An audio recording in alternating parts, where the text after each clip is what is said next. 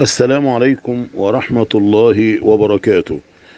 تقول السائلة إن صديقتها رأت أنها اشترت بيتا جميلا أو فيلا، شيء جميل يعني، حتى أن العفش الأساس داخل البيت عفش جميل، وهي كانت سعيدة. أولا يجب أن تعلمي أن هذه الرؤية لك ولصديقتك كلتاهما، انتوا الاثنين على خير إن شاء الله. فرؤية البيت الجديد في أي منام عبارة عن إنها رسالة إليك بتحمل الخير. فإذا رأى أي إنسان، رجل كان أو امرأة، في منامه أنه امتلك بيت جديد وكان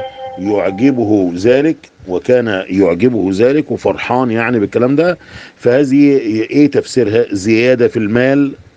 يعني اذا كان شخص غني ربنا هيزود له ماله، طب اذا كان فقير يدل على ان الحال سوف يتبدل. فدايما ما اي انسان يرى المنزل الجديد الجميل فيدل على انه من اهل الطاعة. لماذا؟ لان البيت الجديد الجميل واحنا ما نعرفش مين صاحبه، يبقى دي معصية. فالحمد لله، من ضمن الاشارات اللي ذكرها العلماء ان رؤية الاساس، يعني اللي زي ما انت تقولي العفش الجديد في المنام، تدل على الزواج القريب لمن كان اهلا للزواج.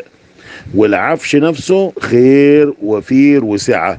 فاللهم ارزق بنات وسيدات ورجال المسلمين الزواج الصالح الذي يرضي الله ورسوله. هذا والله أعلى وأعلم، والسلام عليكم ورحمة الله وبركاته.